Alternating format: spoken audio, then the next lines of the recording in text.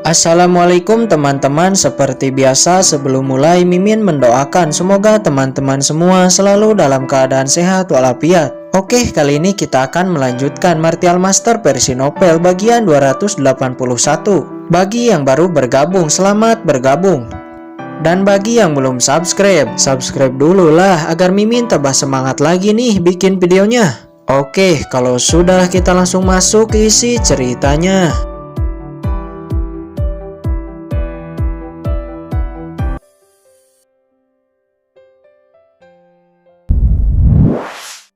Baju besi dari rumah perbendaharaan istana.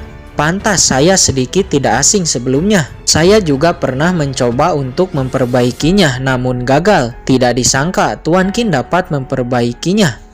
Apakah saya boleh memilikinya? Kata Qin Chen. Boleh Tuan Qin, karena Tuan Qin telah menyembuhkan saya. Bahkan jika Tuan Qin menginginkan semua harta di ruang harta karun istana, saya akan memberikannya.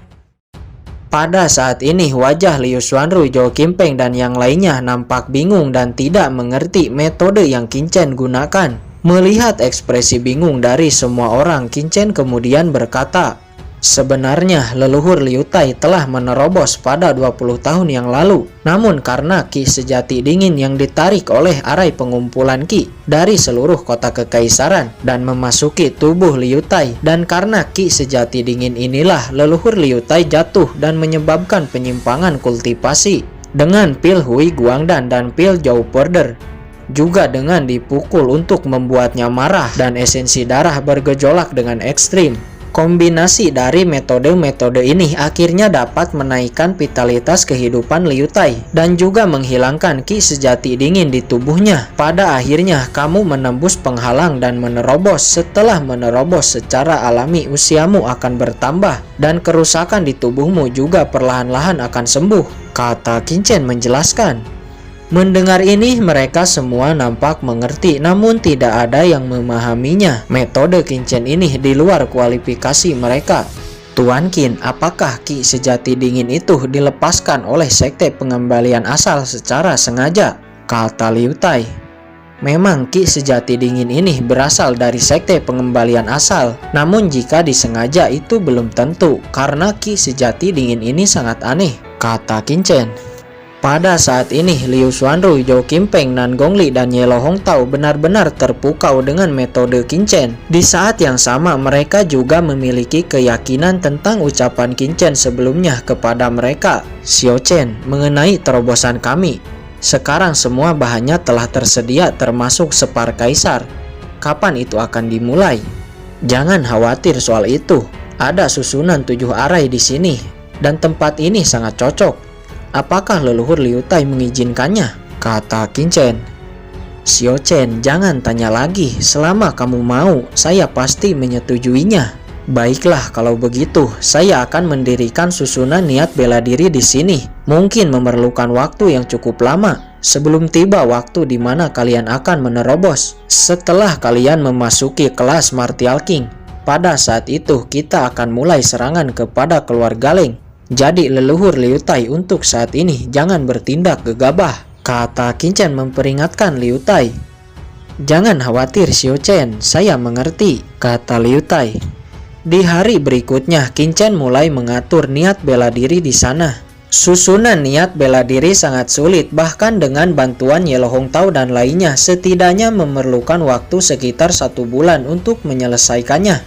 Singkat cerita, setengah bulan telah berlalu. Dan akhirnya budak hitam telah kembali dari 5 kerajaan dan membawa Qin Batian, Qin Yuan Hong, Qin Ying, Ling Tian, Jan Ying, dan beberapa murid keluarga Qin lainnya ke kota kekaisaran. Xiao Chen, kata mereka berempat di saat melihat Qin Chen. Apakah kalian semua baik-baik saja? Kata Qin Chen sambil melangkah maju untuk menyambutnya.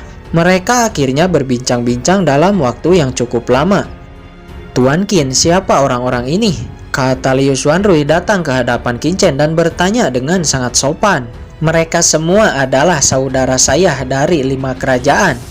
Oh, ternyata saudara Tuan Qin. Saya adalah raja dari dinasti Dawei. Salam. Kata Liu Xuanrui melengkungkan tangannya dan memberi hormat dengan sopan kepada Qin Batian dan lainnya. Ternyata itu adalah raja dari dinasti Dawei, kata Qin Batian sedikit terkejut. Apa yang telah dilakukan Qin Chen, bahkan raja dari dinasti Dawei sangat menghormatinya, pikir Qin Batian. Tidak perlu terlalu formal, panggil saja saya Xuanrui, kata Liu Xuanrui seraya tersenyum tipis. Sesaat Qin Chen menghampiri budak hitam dan berkata, apa yang terjadi di 5 kerajaan? Tuan, Master Sekte di Xuan memimpin sekelompok orang datang ke keluarga Qin. Mereka akan menyerang Qin Batian dan lainnya. Untungnya saya datang tepat waktu dan berhasil menyelamatkan mereka. Jika tidak, konsekuensinya pasti akan sangat buruk. Saya membantai mereka semua, namun di Xuan dengan kultivasi cukup tinggi dan memiliki sebuah jimat, akhirnya lolos dan melarikan diri, kata budak hitam melaporkan semua yang terjadi sebelumnya. Keluarga Ling benar-benar berani melakukan itu kepada keluargaku, kata Qin Chen. Wajahnya memadat, kilatan dingin terlintas di matanya seakan memancarkan hawa dingin. Tuan Qin, dia hanya di kelas martial venerable tahap awal. Mengapa memancarkan hawa dingin yang sangat mengerikan? Bahkan saya tidak berani melihatnya, kata Liu Xuanrui. Hatinya bergetar di saat merasakan pancaran hawa dingin yang dikeluarkan Qin Chen. Bagaimana dengan murid-murid keluarga Qin lainnya? Tanya Qin Chen. Tuan, saya sudah memasang formasi di sana sesuai yang Tuan perintahkan. Seseorang di kelas martial venerable tidak mungkin bisa menembusnya kecuali leluhur keluarga Ling sendiri yang datang, kata budak hitam. Tanah 5 kerajaan dilindungi oleh hukum daratan. Leng Pogong tidak akan bertindak terang-terangan. Dia tidak mungkin pergi sendiri ke 5 kerajaan, namun mungkin dia tidak akan menyerah. Saya harus secepatnya mengatur susunan niat bela diri. Scene berpindah kepada keluarga Ling. Mereka sedang berkumpul kembali dan terlihat Master Sekte di Xuan telah sampai di sana. Master Sekte di Xuan menghancurkan 5 kerajaan yang kecil saja. Kamu tidak mampu, dasar sampah, kata Leng Pogong dengan marah. Di Xuan apa yang terjadi? Kata Yan Wuji. Bagaimanapun di Xuan adalah salah satu sekte dari sekte tanpa batasnya.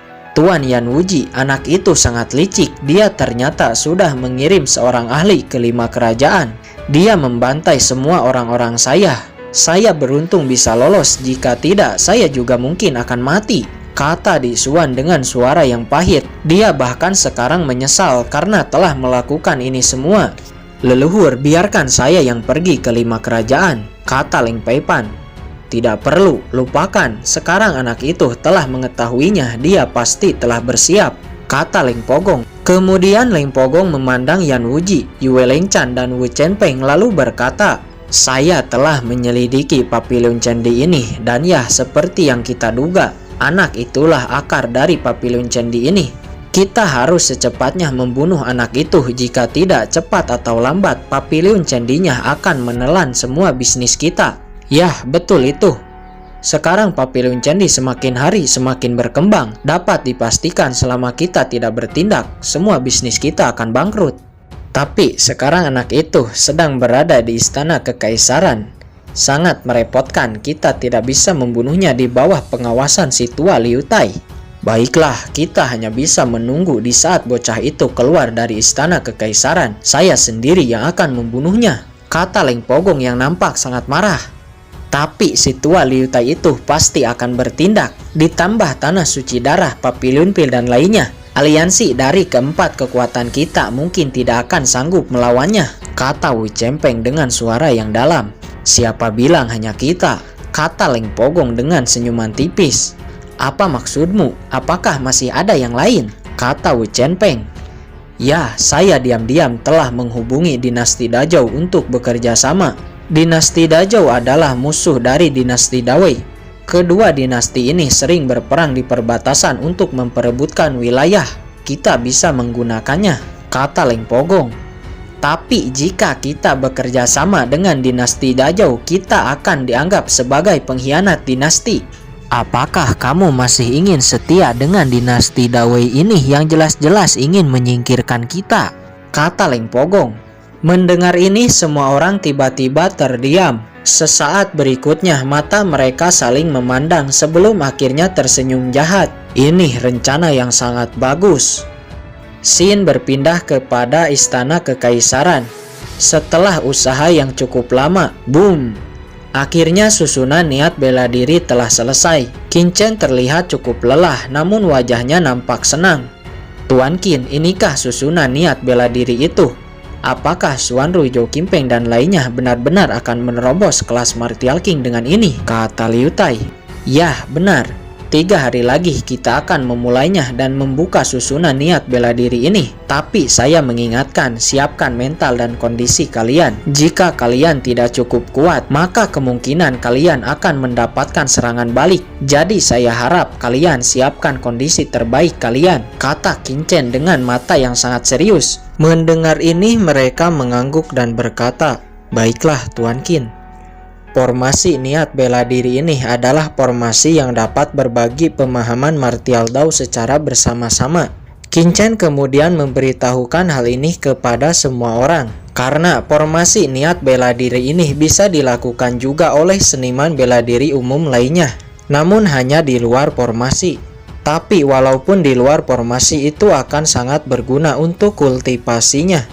3 hari kemudian semuanya berkumpul di sana. Setelah semua orang telah menempati posisinya masing-masing, Qin Chen lalu berkata, semuanya, saya akan secara bertahap membuka formasi. Di saat formasi dibuka akan ada sebuah dampak wasiat.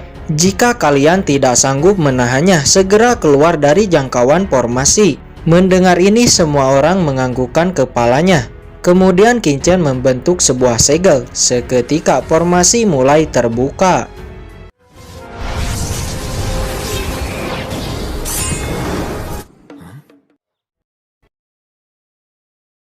Oke guys, sudah dulu ya. Jangan lupa subrek biar lanjut terus ceritanya. Bagi yang sudah subrek, mudah-mudahan dimudahkan rezekinya. Mimin undur diri. See you next and goodbye.